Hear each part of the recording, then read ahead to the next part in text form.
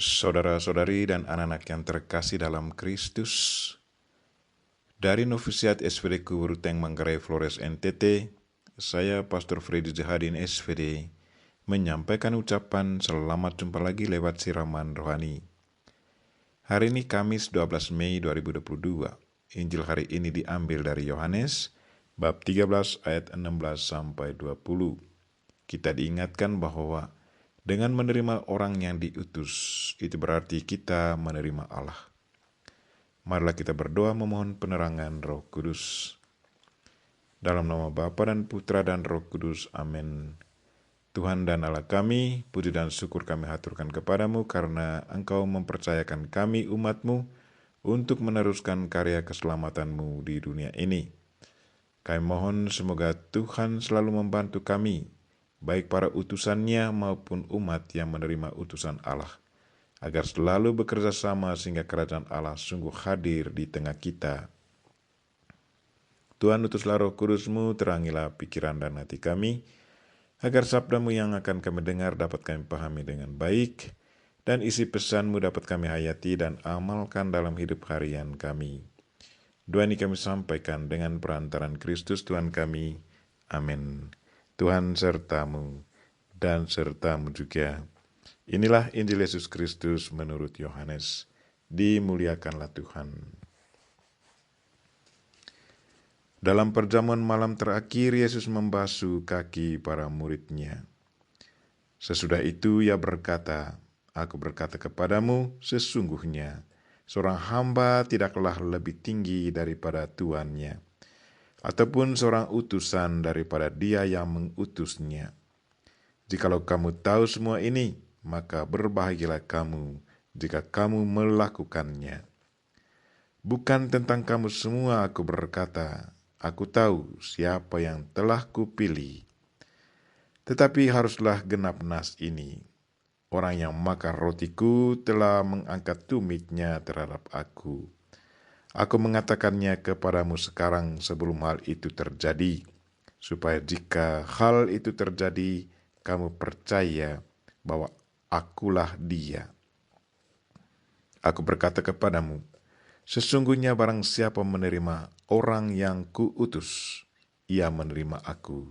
Dan barang siapa menerima aku, ia menerima dia yang mengutus aku." Demikianlah sabda Tuhan. Terpujilah Kristus.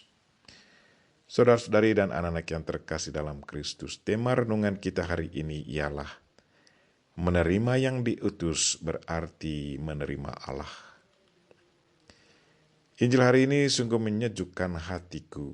Saya tidak tahu bagaimana perasaan dari teman-teman yang secara resmi diutus oleh pejabat gereja, entah oleh uskup atau oleh pemimpin kongregasi atau oleh pastor paroki bersama anggota dewannya untuk melanjutkan misi Kristus agar ajarannya selalu diwartakan sehingga kerajaan Allah hidup di tengah kita. Lewat bacaan Injil hari ini, saya diteguhkan karena saya diutus oleh Yesus Kristus sendiri lewat pejabat yang sudah dipercayakannya. Sewaktu saya diutus, sesungguhnya kekuatan Kristus sudah menyelimuti saya. Sewaktu saya diutus, sesungguhnya Yesus Kristus mulai berjalan bersama saya ke tempat tugas, mendampingi saya sampai pada akhir hidupku di dunia ini. Injil katakan, sesungguhnya barang siapa menerima orang yang kuutus, ia menerima aku. Dan barang siapa menerima aku, ia menerima dia yang mengutus aku. Betapa bahagianya orang yang diutus, karena Tuhan selalu ada bersamanya. Pertanyaan kita, bagaimana kalau seorang utusan Kristus, seorang imam misalnya, ditolak oleh umat Allah? Apakah dengan itu umat sudah menolak Kristus? Untuk menjawab pertanyaan ini, pasti perlu mencari tahu latar belakang ceritanya. Umat Allah pada dasarnya tidak semena-mena menolak utusan Allah. Umat Allah akan menolak seorang imam misalnya kalau dia bertingkah laku sesuka hatinya, bertingkah laku tidak sesuai dengan tingkah laku Yesus Kristus. Hari ini Yesus dengan tegas katakan, sesungguhnya seorang hamba tidaklah lebih tinggi daripada tuannya, ataupun seorang utusan dari dia yang mengutusnya. Dengan ini Yesus dengan tegas ingatkan para utusannya supaya selalu sadar bahwa mereka adalah hamba Tuannya, hamba-hamba Yesus Kristus. Mereka adalah utusan Kristus. Kristus selalu lebih tinggi daripada mereka, bukan sebaliknya, mereka lebih berkuasa dari Kristus. Kalau ada umat yang menolak imamnya, mungkin karena imam ini tidak mengikuti kriteria Yesus Kristus, bahwa imamnya tidak bertingkah laku sebagai seorang hamba, tetapi sebaliknya dia sangat otoriter, mau menang sendiri, lebih suka dilayani daripada melayani. Sebagai utusan Allah, para utusan harus selalu berkomunikasi dengan Tuhan yang mengutusnya, mendengar suaranya, selalu prioritaskan kehendak Dia yang mengutusnya daripada kehendaknya sendiri. Saudara-saudari dan anak-anak yang terkasih dalam Kristus, bacaan hari ini juga mau mengajar para umat Allah untuk selalu bekerja sama dengan para utusan Allah, membantu mereka. Kita harus selalu ingat bahwa mereka yang diutus bukanlah karena kemauannya sendiri, tetapi karena ada dorongan dari dalam yang kita artikan sebagai dorongan Allah.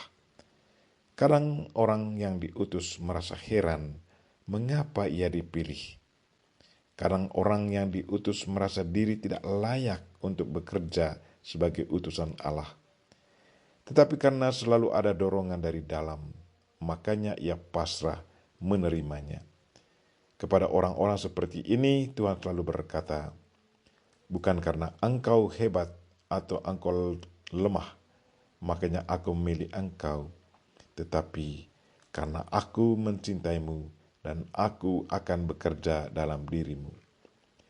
Kita ingat panggilan Moses, Bunda Maria, panggilan Santo Paulus.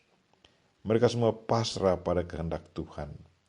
Kekuatan mereka adalah Tuhan sendiri. Marilah saudara-saudari dan anak-anak yang terkasih, kita berdoa semoga Tuhan selalu membantu kita, baik para utusannya maupun umat yang menerima utusan Allah, agar selalu bekerja sama sehingga kerajaan Allah sungguh hadir di tengah kita.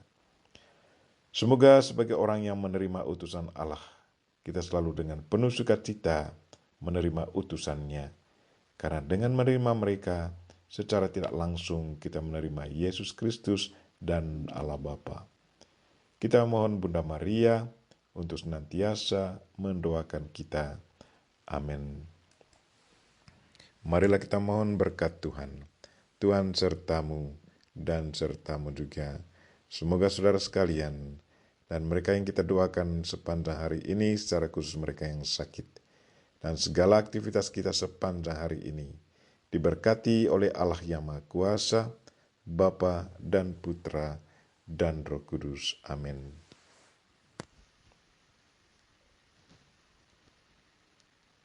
Terima kasih sudah nonton. Jangan lupa like, subscribe, dan share ya.